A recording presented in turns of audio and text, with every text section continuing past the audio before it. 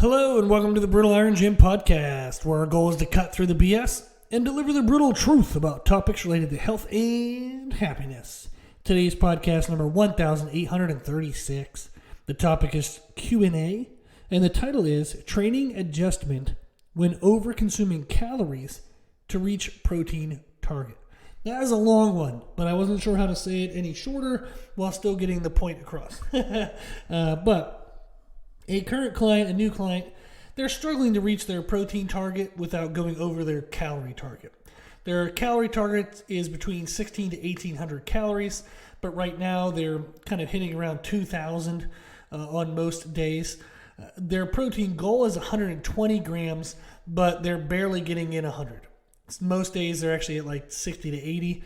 So we have a really, really low protein percentage at the moment for their total calorie intake. This is due to a couple of different issues, but one of the issues it's causing is essentially we're not in a caloric deficit, so we need to be able to create that caloric deficit to control body fat. They're actually gaining body fat right now, and their goal is to actually lose body fat, but they were wondering, well, they knew that something was wrong before they came and met me, but they didn't know it was this far off. And this is, what I mean by that is they're eating only 2,000 calories, and they're eating as much as 60 to 80 grams of protein while trying. So imagine what they were doing before when we weren't tracking everything. So the issue we have is we need to consume higher protein percentage foods. So we made some changes already. They're doing a protein powder in the morning to at least start the day with more protein. And then they don't mind meat, fish, and chicken. So I said, okay, have a fish or a chicken, most nights of the week. Try to have that every night if you can, to get, again, another protein source in before we go to bed. So we're starting the day with a high amount of protein. We're ending the day with a high amount of protein. So that way, hopefully, by starting the day with high protein, it's decreasing the amount of stress the body experiences during the day by being underfed in protein. And then by increasing the protein we have before we go to bed, it's giving the body a better chance to have an improved recovery state while we're sleeping. So those are at least the two most important times. We've talked about foods they can have during the day. They have a hard time being consistent with daily meals. So I just gave them a high protein percentage foods list. We talked about, what are kind of some good foods to focus on, how they can plan that ahead, and we're working on it. But in the meantime, we've made an adjustment to their training. Since their calories are high, we need to burn more calories. You need to use more calories through activity. Since they're fat loss comes from a calorie deficit. So how many calories we're eating versus how many calories we're using. They're eating a lot of calories. So we need to use more than those calories.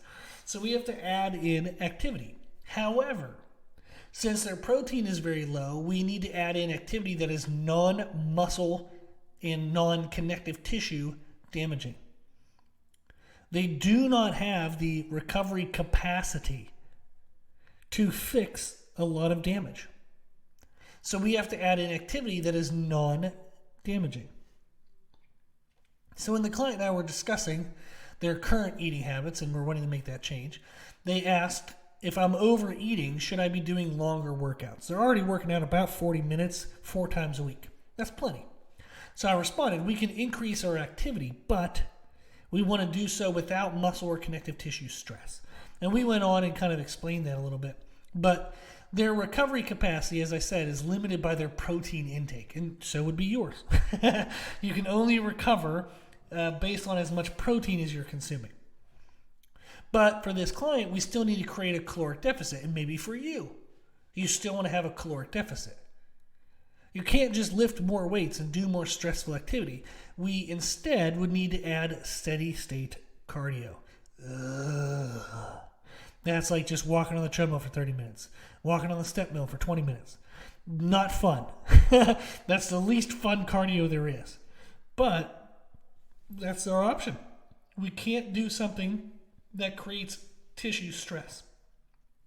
Steady state cardio is that something. Steady state cardio, especially for lighter body weights and lower muscle mass, so most often females, is going to be not very efficient at burning calories. So it is not the best choice to burn a significant amount of calories, but it's the best choice to burn calories while avoiding tissue damage.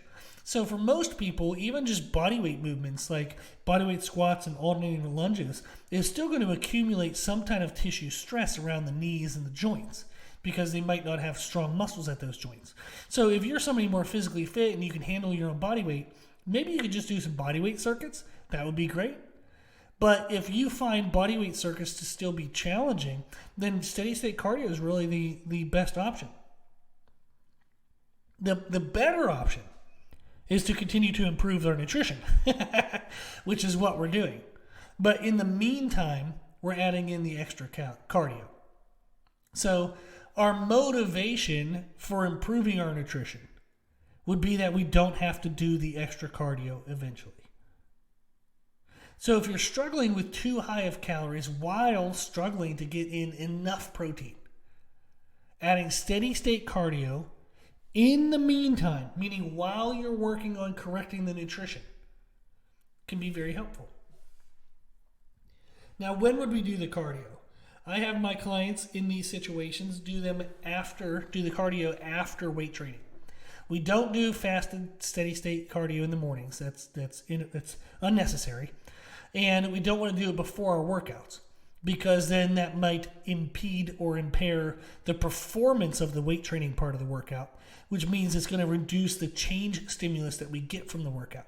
So we want to maximize the workout. We want to maximize the change stimulus that we're getting from the resistance training. So we do that first, and then we do the cardio afterwards. We're just looking to burn more calories through the cardio. That's it. We're not trying to be good at it. We're not trying to make it, like, can we run a mile in 5 minutes? We're not trying to do anything with it. We're just trying to burn up some extra calories. How much do we do? I typically have clients start at 20 minutes per session, maybe just 2 sessions a week, eventually go to 3, then maybe 4. And we do low impact intervals. So I do not do running with my clients that in this situation, in this case. I like to have them do walking on an inclined treadmill, maybe elliptical with some resistance, maybe some step mill, and we do intervals to where they might do 1 or 2 minutes at like a lower intensity and then 2 to 3 minutes at a higher intensity.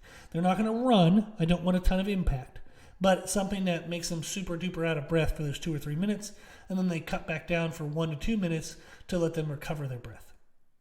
But that's roughly about what we do.